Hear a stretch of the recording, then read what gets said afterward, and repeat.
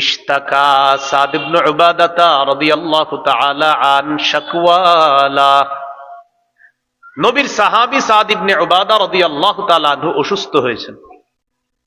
ফাআতাহু নবী সাল্লাল্লাহু আলাইহি ওয়াসাল্লাম ইয়াউদুহু মা আব্দুর রহমান ইবনে আউফ ওয়া সাদ ইবনে আবি ওয়াক্কাস ওয়া আব্দুল্লাহ ইবনে মাসউদ রাদিয়াল্লাহু তাআলা আনহুম। আব্দুর রহমান ইবনে আউফ, সাদ ইবনে আবি ওয়াক্কাস, আব্দুল্লাহ ইবনে মাসউদ রাদিয়াল্লাহু তাআলা আনহুম, এই তিন সাহাবীকে নিয়ে নবীজি দেখতে গেলেন তার অসুস্থ সাহাবী সাদ ইবনে উবাদা রাদিয়াল্লাহু তাআলা। তো তার বাসায় গেছে। তো দেখবেন সাধারণত যিনি মারা যায় মুমূর্ষ অবস্থায় আমরা কি করি, তাকে সবাই চারপাশ থেকে ঘিরে রাখি। এইভাবে অনেকগুলা মানুষ এইভাবে থাকে, আরে লোকটা মনে হয় মারা যাবে, এরকম আমরা ঘিরে রাখি। ফালাম্মা দাখালা আলাইহি রাসূলুল্লাহ সাল্লাল্লাহু আলাইহি ওয়াসাল্লাম ওয়াজাদাহু ফি গাশিয়াতি আহলিহি। সাদ ইবনে উবাদার বাড়িতে আল্লাহ নবী যখন প্রবেশ করলেন, করার পর দেখে সাদ ইবনে উবাদাকে তার পরিবার ঘিরে রাখছে। আল্লাহ নবী বললেন, কদ কাযা, সাদ ইবনে উবাদা কি মারা গিয়েছে কিনা? ক্বালু লা ইয়া রাসূলুল্লাহ, হুজুর না, এখনো মারা যায়নি। ফাবাকা রাসূলুল্লাহ সাল্লাল্লাহু আলাইহি ওয়াসাল্লাম, আল্লাহ নবী কান্না শুরু করছে। ফালাম্মা রাআল কওমু বুকাআন নবী সাল্লাল্লাহু আলাইহি ওয়াসাল্লাম, আশেপাশের মানুষগুলা যখন আল্লাহ নবীর কান্না দেখলেন, তারাও কান্না করা শুরু করছে। সুবহানাল্লাহ, নবীজি কান্না করছে, আশেপাশে যারা, তারা নবীজিকে কাঁদতে দেখে তারাও কান্না করলেন। এবার আল্লাহ নবীজি কথাগুলা বললেন, এটাই হলো আমাদের এই হাদিসের আলোচনার মূল শিক্ষা। কি বলে দেখেন, আলা তাসমাউনা ইন্নাল্লাহা লা ইউআযযিবু বিদামইল আইন ওয়ালা বিহুজনিল কলবি ওয়ালাকিন ইউআযযিবু বিহাযা ওয়া আশারা ইলা লিসানিহি আও ইয়ারহাম। মন দিয়ে শুনেন কি বলে দেখেন, আলা তাসমাউনা, শোনো, ইন্নাল্লাহা লা ইউআযযিবু বিদামইল আইন, আল্লাহ তাআলা চোখের অশ্রুর কারণে মৃত ব্যক্তিকে আযাব দেন না। ওয়ালা বিহুজনিল কলবি, অন্তরের ব্যথার কারণে মৃত ব্যক্তিকে আযাব দেন না। ওয়ালাকিন ইউআযযিবু বিহাযা ওয়া আশারা ইলা লিসানিহি, তবে এটার কারণে আল্লাহ আযাব দেন মৃত ব্যক্তিকে। নবী ইশারা করে দেখিয়েছেন জিহ্বা, নবী ইশারা করে দেখিয়েছেন জিহ্বা, এই জিহ্বার কারণে মৃত ব্যক্তিকে আযাব দেয়।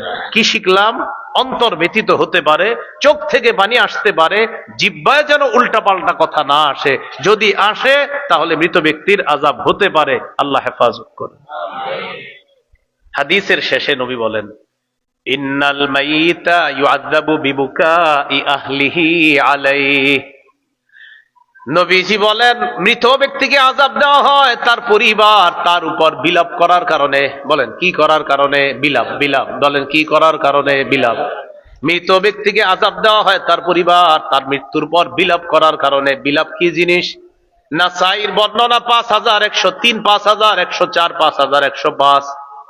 এই হাদিসগুলার মধ্যে নবী অনেকগুলা বিষয় নিষেধ করছেন। এর মধ্যে একটা, ওয়া কানা ইয়ানহা আনিন নাউহ, আল্লাহ নবী বিলাপ করে কান্না করতে নিষেধ করছেন। ওই 4-5 জন একসাথে হয়ে বিলাপ করে কান্না করা, আহারে সে এমন ছিল, অমন ছিল, এই ছিল, সেই ছিল, মানে ওরকম অনেক আজীব ধরনের দেখবেন যেটা আপনি জীবনেও শোনেন নাই, কিন্তু সেদিন কিভাবে যেন এগুলা আবিষ্কার হয়, নাকি রহস্যময় কেউ বানায় দেয়, আল্লাহ ভালো জানেন। তো এই বিলাপ করা এটা না যায়। আশা করি আপনারা অনেকে পারেনও এগুলা, যে মৃত্যু দিন কি কি বলে এগুলা পারেনও। আর কিন্তু এই জাতীয় বিলাপ করবেন না। মা বোনরা এই জাতীয় বিলাপ করলে কি করবেন? হাদিসে 3টা কথা আসছে। হযরত উমর 3টা কাজ করতেন। কয়টা? তাহলে আগে আমার সাথে একমত হন, চোখে পানি আসা নিষেধ না, চোখে পানি আসা নিষেধ না, অন্তর ব্যথিত হওয়া নিষেধ না, বিলাপ করা নিষেধ, চোখে পানি আসা নিষেধ না। বলেন সবাই বলেন, চোখে পানি আসা নিষেধ না, অন্তর ব্যথিত হওয়া নিষেধ না, মুখ দিয়ে উল্টাপাল্টা কথা বলা নিষেধ, বিলাপ করা নিষেধ। وكان عمر رضي الله تعالى عنه يضرب فيه بالعصا, বিলাপ করে যদি কেউ কান্না করতো হযরত ওমর 3টা কাজ করতেন। 1 নাম্বার, কানা ইয়াদরিবু ফিহি বিল আসা, লাঠি দিয়ে আঘাত করতেন। থামো থামো থামো, লাঠি দিয়ে আঘাত করতেন, থামো। ওয়া ইয়ারমি বিল হিজারা, কখনো কখনো পাথর মারতেন। যদি বিলাপ করে কান্না করতেন, পাথর কঙ্কর উঠায় মারতেন, এই থামো, এভাবে। ওয়ায়ারমি বিল হিজারাতি ওয়া ইয়াহসি বিত-তুরাব, কখনো কখনো বিলাপ করে কান্না করলে তার মুখের মধ্যে বালু ঢুকাইয়া দিতেন, বালু মুখের মধ্যে দিয়ে বসায় রাখতেন। চোখে পানি আসুক, অন্তর ব্যথিত হোক, মুখ দিয়ে কিছু বলবা না, বালু দিয়ে বসায় রাখতেন। থামো, তাহলে কি শিখলাম? অন্তর ব্যথিত হবে, চোখ দিয়ে অশ্রু ঝরবে, তো মুখ দিয়ে উল্টাপাল্টা কথা আসবে না। মুখ দিয়ে উল্টাপাল্টা কথা আসলে হযরত ওমর কি করতেন? কানা ইয়াদরিবু ফীহি বিল আসা, লাঠি দিয়ে আঘাত করতেন। ওয়ায়ারমি বিল হিজারা, পাথর কংকর এগুলা নিয়ে মারতেন। থামো। ওয়াহসি বিত-তুরাব, কখনো মুখের মধ্যে বালু ঢুকাইয়া দিতেন যেন মুখ দিয়ে উল্টাপাল্টা কথা না বলে। আল্লাহ আমাদের সকলকে যেগুলা শোনাইতেছি আপনাদেরকে সঠিক বিষয়গুলা হজম করার তৌফিক দান করেন, বদ হজম থেকে হেফাজত করেন। কি হজম? বদ হজম। হ্যাঁ, চোখে পানি আসা এটা ঠিক আছে, অন্তর ব্যতীত হওয়া এটা ঠিক আছে, বিলাপ করা এটা ঠিক নাই। তো যেইগুলা যা যা বলা হচ্ছে এইভাবে আমরা আমাদের জীবনটা পরিচালনা করার চেষ্টা করব। আল্লাহ তৌফিক দান করেন। দৃষ্টান্ত নাম্বার 4, সহিহ বুখারীর বর্ণনা, 2798 নম্বর হাদিস। এই হাদিসের বর্ণনাকারী আনাস ইবনে মালিক রাদিয়াল্লাহু তাআলা আনহু। এই আনাস ইবনে মালিক রাদিয়াল্লাহু তাআলা আনহুর বর্ণনা, তিনি বলেন, মুতার যুদ্ধে রাসূল সাল্লাল্লাহু আলাইহি সাল্লাম 3 জনকে সেনাপতি করে পাঠাইলেন। 1 নম্বর যায়েদ ইবনে হারেসা। নবী বললেন, যায়েদ শহীদ হয়ে গেলে পতাকা নিবে জাফর ইবনে আবি তালেব। জাফর পতাকা নেওয়ার পর জাফরকেও যদি শহীদ করে দেওয়া হয় তাহলে পতাকা নিবে আব্দুল্লাহ ইবনে রাওয়াহা। আব্দুল্লাহ ইবনে রাওয়াহা সে নেতৃত্ব দেওয়া অবস্থায় তাকেও যদি শহীদ করে দেওয়া হয় তাহলে মুসলমানদের মধ্যে অন্য কেউ পতাকা নিবে।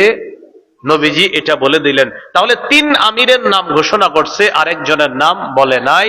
বললেন 3 জন, একজন শহীদ হলে আরেকজন, আরেকজন শহীদ হলে আরেকজন, বাকি 3 জনেই শহীদ হওয়ার কথা নবী বলেছেন। সাহাবীরা বুঝতে পারছে যে 3 জন নিশ্চিত শহীদ হবে। নবী যেহেতু বলছে এর মানে 3 জন নিশ্চিত শহীদ হবে। মুতার প্রান্তরে লড়াই চলতেছে। নবীজি মসজিদে নববীর মধ্যে ভাষণ দিতে দাঁড়াইলেন। عن أنس بن مالك رضي الله تعالى عنه قال خطب النبي صلى الله عليه وسلم। আনাস রাদিয়াল্লাহু তাআলা আনহুর বর্ণনা, আল্লাহর নবী ভাষণ দিতে দাঁড়াইলেন। ভাষণের মধ্যে নবী বলতে লাগলেন, আখাযার রায়াতা যাইদুন ফাউসিবা। আমার সাহাবী যায়েদকে শহীদ করে দেওয়া হয়েছে। আমার সাহাবী যায়েদ পতাকা নিয়েছে, তাকে শহীদ করে দেওয়া হয়েছে। নবীজি বলতেছে, তুম্মা আখাযাহা জাফর ফাউসিবা। এরপর জাফর পতাকা নিয়ে নেতৃত্ব দিতেছে, ফাউসিবা, জাফরকেও শহীদ করে দেওয়া হয়েছে। সুম্মা আখাযাহা আব্দুল্লাহ ইবনে রাওয়াহা। এরপর আব্দুল্লাহ ইবনে রাওয়াহা পতাকা নিয়েছে, ফাউসিবা, তাকেও শহীদ করে দেওয়া হয়েছে। কয়জন শহীদ? 3 নেতা, 3 সেনাপতি, 3 জনই শহীদ। এবার রাসূল সাল্লাল্লাহু আলাইহি সাল্লাম বলেন, তুম্মা আখাযাহা খালিদ ইবনুল ওয়ালিদ আন গায়রি ইমরাতিন ফাফুতিহা লা। এরপর পতাকা খালিদ ইবনুল ওয়ালিদ নিয়েছে। আল্লাহ তাআলা তার নেতৃত্বে মুসলমানদেরকে বিজয় দান করেছেন। এই কথা বলার পর আল্লাহ নবী হাদিসের শেষে বলেন, মা ইয়াসুররুহুম আন্নাহুম ইনদানা।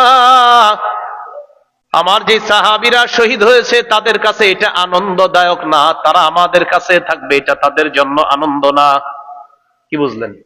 যারা শহীদ হয়ে যায় তারা আমাদের কাছে থাকবে এটা তাদেরকে আনন্দ দেয় না, বরং শহীদ হওয়ার পর পাখি হয়ে জান্নাতের মধ্যে উড়ে বেড়াবে এটাই তাদেরকে আনন্দ দেয়। সুবহানাল্লাহ। নবীজি বলেন, যারা শহীদ হয়ে গিয়েছে তারা আমাদের কাছে বেঁচে থাকুক এটা তাদের আনন্দ না। অতএব যারা যেখানে আছে সেখানেই তাদের আনন্দ। এটা বলতে বলতে আইনাহু তাজরিফান, সাহাবীরা চোখের দিকে তাকায় দেখ আল্লাহ নবীর চোখ থেকে অশ্রু প্রবাহিত হয়। কেন? আমার সাহাবীরা শহীদ হয়ে গিয়েছে। এর মধ্যে জাফর রাদিয়াল্লাহু তাআলা আনহুর ছোট্ট ছোট্ট সন্তান ছিল। জাফর রাদিয়াল্লাহু তাআলা আনহুর বিবির নাম আসমা বিনতে উমাইস রাদিয়াল্লাহু তাআলা আনহা। অলরেডি বাচ্চাদেরকে নিয়ে নবীজির কাছে আসছে। আয়েশা বলতেছে, হুজুর আমার স্বামীর খবর কি? তো নবীজি বিবরণ কিভাবে দিবে যে তোমার স্বামী নাই, তোমার স্বামী তো শহীদ হয়ে গেছে। চোখ দিয়ে পানি পড়তেছিল আল্লাহ রসুল। এগুলা দয়ার কান্না, এগুলা মায়ার কান্না, এগুলা ভালোবাসার কান্না, এগুলা হৃদ্যতা মহাব্বতের কান্না। প্রিয় মুসলমান ভাইয়ারা, বুঝে আসছে সবার? এই হলো নবীজির কান্না, এক নাম্বার দয়ার কান্না। আজকের দ্বিতীয় আলোচনা, রাসূলুল্লাহ সাল্লাল্লাহু আলাইহি সাল্লাম নফল নামাজে কান্না করতেন, চোখ দিয়ে পানি বের হতো। এই ব্যাপারে আপনাদের সামনে তিনটি দৃষ্টান্ত পেশ করছি।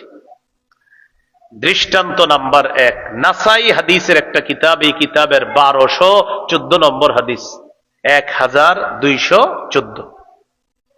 এই হাদিসের মধ্যে আসছে, বলেন তো আমার সাথে, মুতাররিফ একজন তাবিঈর নাম, বলেন। তার বাবা ছিলেন একজন সাহাবী। এবার মুতাররিফ কি বলে দেখেন, আন মুতাররিফিন আন আবিহি, মুতাররিফ তার বাবা থেকে বর্ণনা করেন, আতাইতুন নাবিয়্যা সাল্লাল্লাহু আলাইহি ওয়াসাল্লাম। মুতাররিফ বলেন, আমার বাবা বলেছেন, আমার বাবা আল্লাহর নবীর কাছে গিয়েছেন। আমার আব্বা বলেন, আমি আল্লাহর নবীর কাছে গেলাম। মুতাররিফ বলেন, আমার বাবা বলেছেন, আমার বাবা বলেন, আমি নবীর কাছে গেলাম। বুঝছেননি? মুতাররিফ বলেন, আমার আব্বা বলেছে, আর আমার আব্বা কি বলেছেন, যে আমি নবীর কাছে গেলাম, মানে আমার আব্বা নবীজির কাছে গিয়েছে। তো নবীজির কাছে যাওয়ার পর, আতাইতুন নাবিয়্যা সাল্লাল্লাহু আলাইহি ওয়াসাল্লাম, আমি নবীজির কাছে গেলাম। ওয়া হুয়া ইউসাল্লি, যাওয়ার পর দেখলাম আল্লাহর নবী নামাজ পড়তেছে। সুবহানাল্লাহ। ওয়ালি জাওফিহি আজিজুন কাজিজিল মিরজাল, ডেকচির মধ্যে পানি যেমন টকবক করে আওয়াজ হয়, আল্লাহর নবীর বুকের ভিতরে এমন আওয়াজ হইতেছিল। সুবহানাল্লাহ। ইয়ানি আবকি, তাকায় দেখি নফল নামাজে নবীর চোখ থেকে পানি পড়ে, আর বুকের মধ্যে ডেকচির মতো আওয়াজ হইতেছিল। নফল নামাজে নবীজির কান্না আসতেছিল। 2 নাম্বার দৃষ্টান্ত, আলী রাদিয়াল্লাহু তাআলা আনহুর বর্ণনা হাদিসের একটা কিতাব আছে, মুসনাদে আহমদ, এই কিতাবের 1023 নম্বর হাদিস। এই হাদিসের মধ্যে আছে, আন আলী ইবনে আবি তালিব রাদিয়াল্লাহু তাআলা আন, মা কানা ফিনা ফারিসুন ইয়াউমা বাদরিন গায়রুল মিকদাদি রাদিয়াল্লাহু তাআলা আন। হযরত আলী বলেন, বদর যুদ্ধের দিন আমাদের শুধুমাত্র একজন সাহাবী ঘোড়সওয়ার ছিলেন, তার নাম হলো মিকদাদ। এই মিকদাদ ছাড়া আমাদের মাঝে আর কোনো ঘোড়সওয়ার ছিলেন না। বদরের যুদ্ধের দিন মিকদাদ রাদিয়াল্লাহু তাআলা আনহু ছাড়া আমাদের আর কোনো ঘোড়সওয়ার ছিলেন না। ওয়ালাকাদ রাআইতুনা ওয়া মা ফিনা ইল্লা নাইম, হযরত আলী বলেন, আমি সাথীদের দিকে তাকাইলাম, তাকায় দেখি সব সাথীরা ঘুমায়, সেনাবাহিনীর সবাই ঘুমায়। হযরত আলী বলেন, এবার আমি সেনাপতিকে তালাশ করতে লাগলাম। সেনাপতি আর কেউ নয়, আল্লাহর রাসূল সাল্লাল্লাহু আলাইহি ওয়াসাল্লাম। সেনাবাহিনীর সবাই ঘুমাইতেছে। হযরত আলী বলেন, আমি খুঁজতেছি নবীজি কই, সবাই তো ঘুমায়। হযরত আলী বলেন, খুঁজতে খুঁজতে দেখি ইল্লা রাসূলুল্লাহ সাল্লাল্লাহু আলাইহি ওয়াসাল্লাম তাহতা শাজারাতিন ইউসাল্লি ওয়া ইয়াবকি হাত্তা আসবাহা, গাছের নিচে আল্লাহর নবী নফল নামাজ পড়ে আর কাঁদতেছে, কাঁদতে কাঁদতে সকাল করে দেয়। দেখছেন নি, সেনাবাহিনীর সব ঘুমায় আর সেনাপতি গাছের নিচে নামাজ পড়তেছে।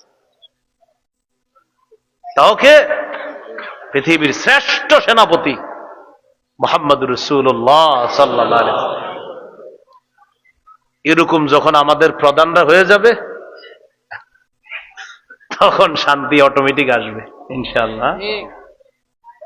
আমরা নিজেরা আমল করি না, খালি বলি করেন করেন করেন করেন, আর নিজে খালি আমি খালি খামু, তোমরা করো। আল্লাহ বুঝার তৌফিক দান করেন, আমিন। এগুলো 2 নাম্বার, নবীজির নফল নামাজে কান্না। দৃষ্টান্ত নাম্বার 3, গুরুত্বপূর্ণ হাদিস। হাদিসের একটা কিতাব আছে, নাম সহিহুত তারগীব, এই কিতাবের 1468 নম্বর হাদিস। এই হাদিসটিকে সূরা আলী ইমরানের 190 নম্বর আয়াতের প্রেক্ষাপটও বলা যায়। কি বললাম আমি? সহিহুত তারগীবের 1468 নম্বর হাদিস, এটিকে সূরা আলী ইমরানের 190 নম্বর আয়াতের প্রেক্ষাপটও বলা যায়। আম্মাজান আয়েশা সিদ্দিকা রাদিয়াল্লাহু তাআলা আনহার একজন ছাত্র, তার নাম ইবনে উমাইর। কি নাম প্রিয় ভাইরা? ইবনে উমাইর। ইবনে উমাইর আম্মাজান আয়েশা সিদ্দিকা রাদিয়াল্লাহু তাআলা আনহাকে বললেন, আম্মাজান, আখবিরিনা বিআজাবি শাইইন রাআইতিহি মির রাসূলিল্লাহি সাল্লাল্লাহু আলাইহি ওয়াসাল্লাম। আম্মা জান, আপনি আপনার জীবনে আল্লাহ নবীর কত ঘটনা দেখছেন, এর মধ্যে সবচেয়ে আশ্চর্যজনক একটা ঘটনা আমাদেরকে আপনি শোনান। আম্মা জান, আপনি তো নবীর কত ঘটনা দেখছেন, আমাদেরকে সবচেয়ে আশ্চর্য একটা ঘটনা শোনান। ফাসাকাতাত, আম্মা জান চুপ রইলেন। এর মানে আম্মা জান চুপ থেকে মনে করলেন কোনটা শোনামু, ঘটনা তো নবীজির সবে আশ্চর্য, কোনটা শোনাবে? এই জন্য নবীজির স্ত্রী আম্মা জান আয়েশা সিদ্দিকা রাদিয়াল্লাহু তাআলা আনহা চুপ রইলেন। চুপ থাকার পর এবার বললেন, হা হা, আচ্ছা শোনো শোনো তোমরা। লাম্মা কানা লাইলাতুম মিনাল লায়ালি, এক রাতে আমার বাসায় নবীজির পালা। পালা মানে নবীজির স্ত্রী ছিলেন একাধিক, তো নবীজি পালাক্রমে এক এক স্ত্রীর কাছে রাত্রি যাপন করতেন। আম্মাজান আয়েশা সিদ্দিকা রাদিয়াল্লাহু তাআলা আনহা বলেন, এক রাতে আমার ঘরে নবীজির পালা। তো নবীজি আমাকে বললেন, আয়েশা জারিনি আতাআব্বাদিল লাইলাতা লিরাব্বি, আয়েশা আজকে রাতটা তুমি আমার কাছে পাও না। এর মানে এটা বান্দার হক, আর তোমার হক আমি তো নষ্ট করতে পারি না। আয়েশা, আমি তোমার কাছে একটা বিষয় একটু বলতে চাই, তুমি কি আজকে রাতটা আমাকে একটু সুযোগ দিবা? আমি আমার রবের একটু ইবাদত করতে চাই। রাত্রটা তুমি পাও না, এটা তোমার হক, আর বান্দার হক এটা বেশি গুরুত্ব। আল্লাহর হক আল্লাহ চাইলে মাফ করবে, আল্লাহ চাইলে আযাব দিবে। আল্লাহ মহান, আল্লাহ মাফ করে দিবেন। বান্দার হক তো আল্লাহ মাফ করবে না, বান্দা না মাফ করলে। আয়েশা, এই রাতটা পুরাটা তুমি পাও না, তুমি কি একটু আমাকে সুযোগ দিবা, আমি আল্লাহর ইবাদত করব? আম্মা জান কি জবাবটা দিলেন শুনেন। ওয়াল্লাহি ইন্নী লা উহিব্বু কুরবাক ওয়া উহিব্বু মা ইয়াসুররুক। সুবহানাল্লাহ। আম্মা জান বলেন, ইয়া রাসূলুল্লাহ, আল্লাহর কসম আপনার সান্নিধ্য আমার অনেক পছন্দ, সাথে সাথে আপনি যা পছন্দ করেন এটাও আমার পছন্দ। সুবহানাল্লাহ। আবার বুঝেন কি বলে, ইয়া রাসূলুল্লাহ, আল্লাহর কসম আপনার কাছে থাকতে পারাটা এটা আমার অনেক পছন্দ, আবার আপনি যা পছন্দ করেন এটাও আমার অনেক পছন্দ। আপনি ইবাদত করবেন এটা যেহেতু আজকে আপনার পছন্দ, আজকে আপনার ইবাদত করাটা আমি আয়েশাও পছন্দ করে নিলাম। আম্মাজান বলেন, ফাকামা ফাতাতাহহারা সুম্মা কামা ইউসাল্লি, নবীজি উঠলেন, ওযু করলেন, নামাজে দাঁড়াইলেন।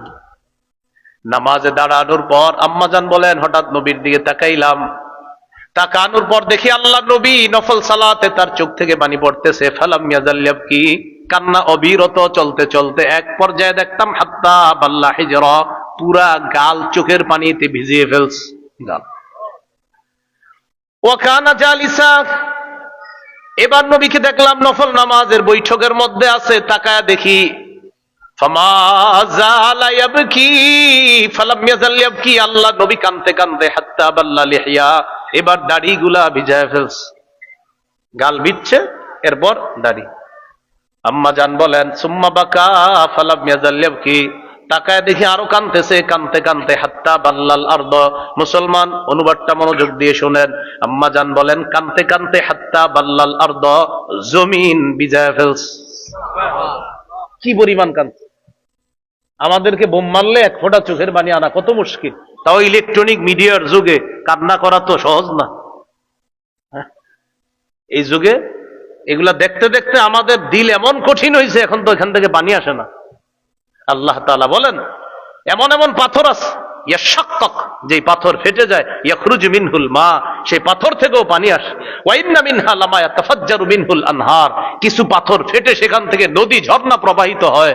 আল্লাহ তাআলা বলেন, মানুষ এমন যে ওর কলব মাঝে মাঝে ওই পাথরের চেয়ে শক্ত হয়ে যায়।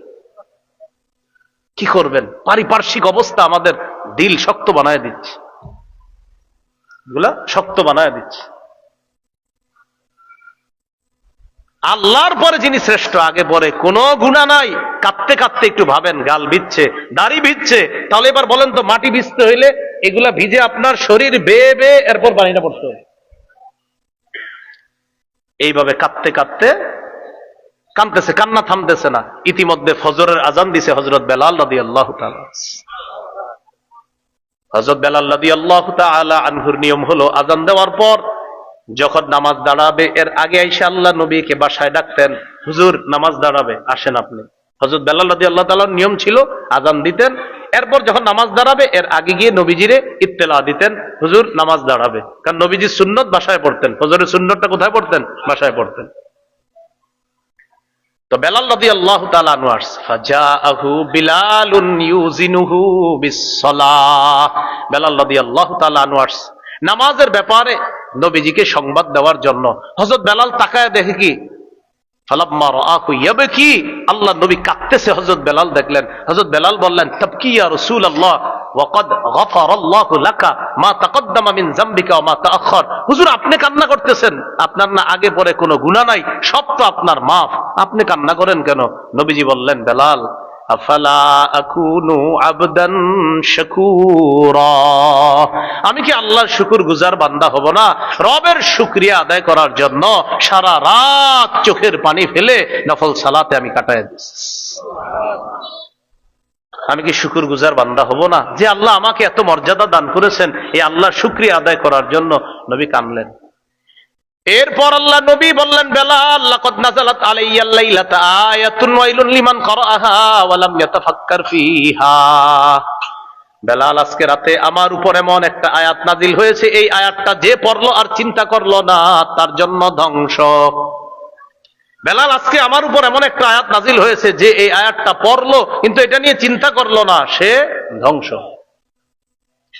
তো বেলাল রাদিয়াল্লাহু তাআলা আনহু এই কথা বলার পর নবীজি সাল্লাল্লাহু আলাইহি সাল্লাম বললেন, সেই আয়াতটা হলো ইন্না ফি খালকিস সামাওয়াতি ওয়াল আরদি ওয়া ইখতিলাফিল লাইলি ওয়ান নাহারি লাআয়াতিল লিউলিল আলবাব। আল্লাহ তাআলা বলেন, নিশ্চয়ই আসমান জমিন সৃষ্টির মাঝে, রাত এবং দিনের পরিবর্তনের মাঝে জ্ঞানীদের জন্য নিদর্শন রয়েছে। জ্ঞানী কারা?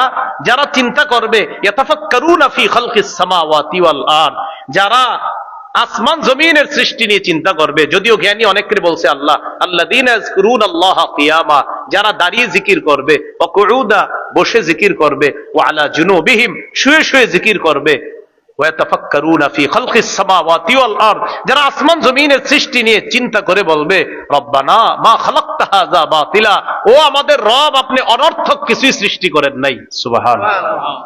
তো চলেন আমরা একটু চিন্তা করি। রেডি? সবাই রেডি? আসমানের দিকে আজকে তাকাইবেন। কখন তাকাইবেন? এই পিসা হুজুর দোয়া করার পর যখন মাহফিল শেষ হবে তখন এখান থেকে যাবেন ইনশাল্লাহ। যাওয়ার সময় আসমানের দিকে তাকায় চিন্তা করবেন, খুঁটি ছাড়া এই আসমান এইভাবে কে রাখলো? সূরা রুমের 25 নম্বর আয়াতে আল্লাহ তাআলা বলেন, কে আবার রাখছে? ওয়ামিন আয়াতিহি আন তাকুমাস সামাউ ওয়াল আরদু বিআমরি, আসমান এইভাবে দাঁড়িয়ে আছে আমি আল্লাহর হুকুমে। সুবহানাল্লাহ। এবার জমিনের দিকে তাকাইবেন, যে জমিন এইভাবে ভাসমান পানির উপরে কে এইভাবে রাখছে? আল্লাহ তাআলা বলেন, আবার কে? আমি রাখছি। সুবহানাল্লাহ।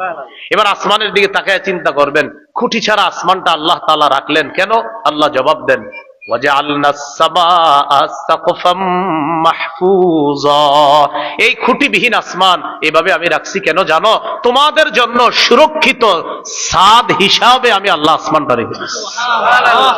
এবার জমিনের দিকে তাকাবো আর চিন্তা করব, আচ্ছা জমিনের নিচে পানি, আমরা হেলতেছি না দুলতেছি না কেন? এটা তো ভাসমান হওয়ার কথা ছিল। আল্লাহ তাআলা বলেন, ওয়াজআলনাল জিবালা আওতাদা, মজবুত পাহাড়কে পেরেক হিসাবে জমিনের উপর বসায়া দিয়া জমিনের নড়াচড়া বন্ধ করে তোমাদের বসবাসের উপযোগী করে দিলাম। বুঝে আসছেন? তাহলে চিন্তা করলাম আসমান নিয়ে, জমিন নিয়ে। তো নবীজি বলেন, যে ব্যক্তি এই আয়াত পড়লো আর চিন্তা করলো না সে ধ্বংস হোক। মানে বুঝাইছে যে কেন চিন্তা করবে না? আসমান নিয়ে চিন্তা করা, জমিন নিয়ে চিন্তা করা, গাছ নিয়ে চিন্তা করা। আল্লাহ তাআলা আমাদের সকলকে এইভাবে কোরআন হাদিস নিয়ে যেন আমরা একটু চিন্তা করতে পারি যে গাছ কে বানাইলো, আসমান কে বানাইলো, পাহাড় কে বানাইলো, জমিন কে বানাইলো, এই চিন্তা করব আর সাথে সাথে জবাব দিব আল্লাহ। আসমান কে বানাইলো? আল্লাহ। জমিন কে বানাইলো? আল্লাহ। পাহাড় পর্বত কে দিল? আল্লাহ। এই হলো আজকের দ্বিতীয় আলোচনা। আজকের 3 নম্বর আলোচনা, কোরআন তেলাওয়াত শ্রবণ করে নবীজির কান্না। সহিহ বুখারীর বর্ণনা 5055 নম্বর হাদিস।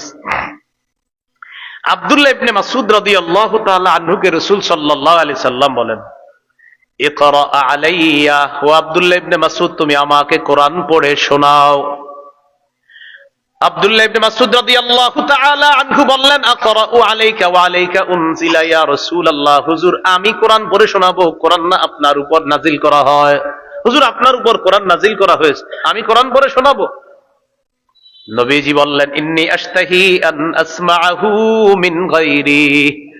ও আব্দুল্লাহ ইবনে মাসউদ, আমার ভালো লাগে অন্যের কাছ থেকে কোরআন তেলাওয়াত শুনতে। কোরআন পড়তে যেমন ভালো লাগে, অন্যের কাছ থেকে কোরআন শুনতেও ভালো লাগে। সুবহানাল্লাহ। এই জন্য কোরআন পড়বো, কোরআন শুনবো, কোরআন পড়বো, কোরআন শুনবো, পড়তেও ভালো লাগে, শুনতেও ভালো লাগে। আব্দুল্লাহ ইবনে মাসউদ রাদিয়াল্লাহু তাআলা আনহু বলেন, ফাকারাতুন নিসা, আমি সূরা নিসা তেলাওয়াত করতে লাগলাম। কোন সূরা? হাত্তা ইযা বালাগতু ফাকাইফা ইযা জিনা মিন কুল্লি উম্মাতিন বিশাহীদ ওয়া জিনা বিকা আলা হাউলাই শাহীদা। এই আয়াতের মধ্যে আল্লাহ তাআলা বলেন, সেদিন তাদের অবস্থা কেমন হবে, যেদিন আমি প্রত্যেক উম্মত থেকে একজন সাক্ষী উপস্থিত করব, আর তাদের ব্যাপারে নবী আপনাকে আমি সাক্ষী বানাবো। প্রত্যেক উম্মত থেকে একজন সাক্ষী উপস্থিত করব, আর তাদের ব্যাপারে আপনাকে আমি সাক্ষী বানাবো। এই আয়াত যখন আব্দুল্লাহ ইবনে মাসউদ পড়লেন, নবীজি বললেন, কুফা আলাইকা ওয়া আমসিক, ও আব্দুল্লাহ থেমে যাও, থামো থামো, আব্দুল্লাহ থামো। আব্দুল্লাহ ইবনে মাসউদ রাদিয়াল্লাহু তাআলা আনহু বলেন, আমি থামলাম।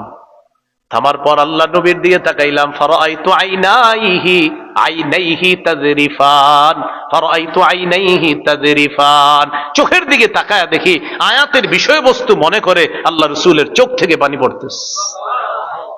কারণ সাক্ষী যদি পক্ষে হয় ঠিক আছে, সাক্ষী যদি বিপক্ষে হয় তাহলে তো মুশকিল। নবীজি সাল্লাল্লাহু আলাইহি সাল্লাম এই আয়াত যখন বললেন, চোখ থেকে পানি পড়তেছিল। এই হলো কোরআন তেলাওয়াত শ্রবণ করে নবীর কান্না। এই কান্নাটা কেমনে পারবেন? কোরআনের কিছু কিছু সূরার অনুবাদ শিখে নেবেন।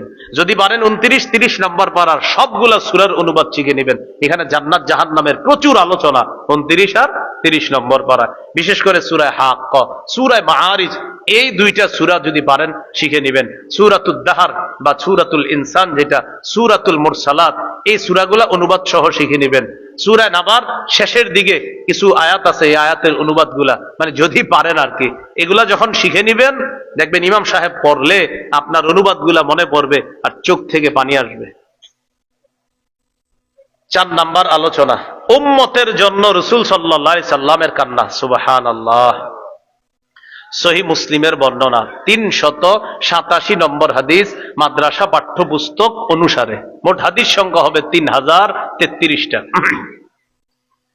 এই হাদিসের মধ্যে আসছে রাসূল সাল্লাল্লাহু আলাইহি সাল্লামের সাহাবী আব্দুল্লাহ ইবনে আমর ইবনুল আস রাদিয়াল্লাহু তাআলা আনহুর বর্ণনা, খুব মন দিয়ে শুনেন। কোরআনের 2টা আয়াত নবী তেলাওয়াত করলেন। কয় আয়াত? একটা আয়াত আপনারা পাবেন 13 নম্বর পারা 19 নম্বর পৃষ্ঠার একদম শুরুর লাইনটা সূরা ইব্রাহিমের, আর একটা আয়াত 7 নম্বর পারা 6 নম্বর পৃষ্ঠা সূরা মাইদার একটা আয়াত। এই 2 আয়াত 2 নবীর ব্যাপারে। 13 নম্বর পারা 19 নম্বর পৃষ্ঠার আয়াতটা হলো ইব্রাহিম নবীর ব্যাপারে, 7 নম্বর পারা 6 নম্বর পৃষ্ঠার আয়াতটা হলো ঈসা নবীর ব্যাপারে। কিন্তু এই 2টি আয়াত আমাদের নবী তেলাওয়াত করলেন। এতটুকু বুঝে আসছেনি? আচ্ছা। লাম্মা তালা কাউলাল্লাহি আযযা ওয়া জাল ফি ইব্রাহিম রাব্বি ইন্নাহুন্না আদল্লানা কাসীরাম মিনান নাস ফামান তাবিআনি ফাইন্নাহু মিন্নি ওয়া মান আসানি ফাইন্নাকা গফুরুর রহিম। ইব্রাহিম নবী বললেন, আল্লাহ এই মূর্তিগুলা অনেক মানুষ ধ্বংস করে দিয়েছে, আল্লাহ অনেক মানুষকে পথভ্রষ্ট করে দিয়েছে, আল্লাহ যারা আমার অনুসরণ করবে তারা আমার অন্তর্ভুক্ত, আর যারা আমার নাফরমানি করবে আল্লাহ আপনি তো ক্ষমাশীল, আপনি দয়ালু। ইব্রাহিম নবীর উম্মতের জন্য মায়া ফুটে উঠছে, আল্লাহ যারা নাফরমানি করবে আপনি তো দয়ালু, আপনি তো মায়া, আপনার তো রহম আছে, আল্লাহ আমার নাফরমান উম্মত গুলার জন্য একটু রহম দয়া হেদায়েত দিয়ে তাদের প্রতি রহম করা যায় না? এটা হলো তার মনের অভিব্যক্তি। وتلا قول الله عز وجل في عيسى عليه الصلاة والسلام إن تعذبهم فإنهم عبادك।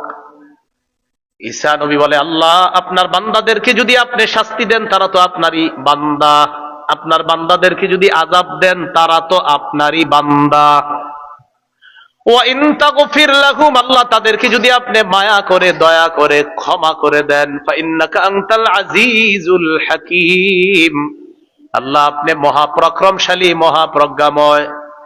ইব্রাহিম নবীর দরদ উম্মতের জন্য, ঈসা নবীর উম্মতের জন্য দরদ, দুই নবী তার উম্মতের জন্য দরদের কথা যখন নবী তেলাওয়াত করলেন, ফারাফা ইয়াদাইহি, হাত উপরে উঠাইলেন, উঠানোর পর নবী কাঁদতে লাগলেন আর বলতে লাগলেন, আল্লাহুম্মা উম্মতি, আল্লাহুম্মা উম্মতি, ফাবাকা।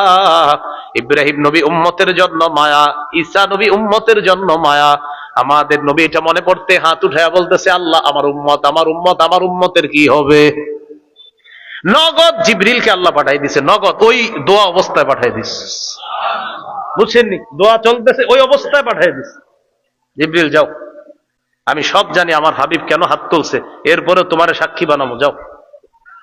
আমার নবী কেন কান্না করে এটাও আমি জানি, কিন্তু তুমি একটু জিজ্ঞাসা করো। আসছে জিবরিল আমিন, মায়ুক্কিকা, আপনি কান্না করেন কেন? নবীজি বললেন, ফাখবারাহু বিমা ক্বালা, নবী বললেন, জিবরিল, ইব্রাহিম নবী উম্মতের জন্য কত মায়া, ঈসা নবীর উম্মতের জন্য মায়া, আমি টেনশনে পড়ে গেছি, আমার উম্মতের কি হবে। জিবরিল আমিন আল্লাহ তাআলার কাছে গেলেন, আল্লাহ আপনার নবী এই বলছে। জিবরিল আমিনকে নগদ আল্লাহ আবার পাঠাইলেন, যাও আমার হাবিবকে গিয়ে দুটি কথা বলো, ইন্না সানুরদিকা ফি উম্মাতিকা ওয়ালা নাসুউকা, আমার নবীকে জানায়া দাও, হাবিব আমি আপনার উম্মতের ব্যাপারে আপনাকে খুশি করে দিব, আমি আপনার উম্মতের ব্যাপারে আপনাকে খুশি করে দিব, সন্তুষ্ট করে দিব। বলেন খুশি করে দিব, বলেন সবাই খুশি করে দিব। আল্লাহ যদি কাউরে খুশি করে, কেমন খুশি করবে? হাবিব আপনার উম্মতের ব্যাপারে আপনাকে আমি খুশি করে দিব। কি করে দিব? খুশি করে দিব, কত সুন্দর কথা।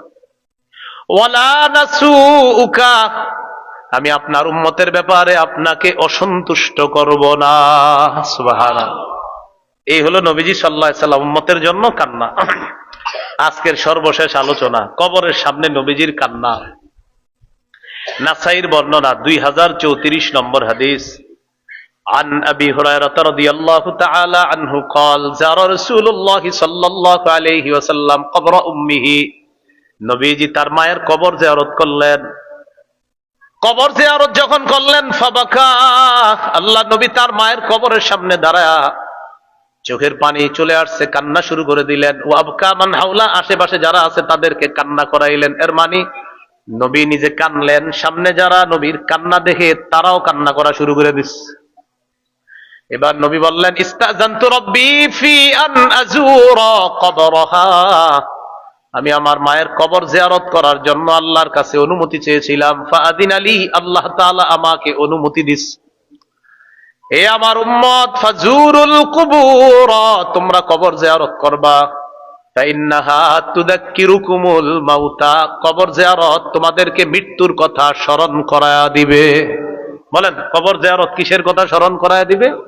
মৃত্যুর কথা স্মরণ করায়া দিবে। আমার উম্মত তোমরা কবর জিয়ারত করো, কবর জিয়ারত মৃত্যুর কথা স্মরণ করায়া দিবে। তাহলে কি শিখলাম? কবরের সামনে গিয়ে চোখে পানি আসা, মৃত্যুর কথা স্মরণ করা, এটাও একটা কান্না। এই কান্নাটা অনেক দামি কান্না। কবর জিয়ারত করবেন, আশেপাশে কত কবর, বাসতলা গাছতলায়, কবরের সামনে গিয়ে একটু জিয়ারত করবেন, কান্না করবেন। নাসাইর 4195 নম্বর হাদিসে আছে, নবীজি সাল্লাল্লাহু আলাইহি সাল্লাম কবরের সামনে গেছে, যাওয়ার পর জালাসা আলা শাফিরিল কবরি, কবরের পাশে বসে ফাবাকা, কান্না করছে, হাত্তা বাল্লা সার, কবরের সামনের মাটিগুলা কাঁদতে কাঁদতে ভিজায় ফেলছে। এই হলো কবরের সামনে গিয়ে নবীজির কান্না। এই 5 ধরনের কান্না, এই কান্নাগুলা থেকে আমরা কিছু শিখলাম করণীয়, কিছু বর্জনীয়। করণীয় হলো কান্না আসা, এটা ভালো। অন্তর ব্যতীত হওয়া, এটা ভালো। মুখ দিয়ে উল্টা পাল্টা কথা বলা, এটা অন্যায়। উল্টা পাল্টা কথা বললে হযরত ওমর লাঠি দিয়ে আঘাত করতেন, পাথর মারতেন, মুখের মধ্যে বালু ঢুকায়া দিতেন। আল্লাহ তাআলা আমাদের সকলকে কান্নার বিষয়ে যে কথাগুলো বলা হলো, রাসূলের সুন্নাহ আমাদের জীবনে যেন আমরা বাস্তবায়ন করতে পারি। আল্লাহ তাআলা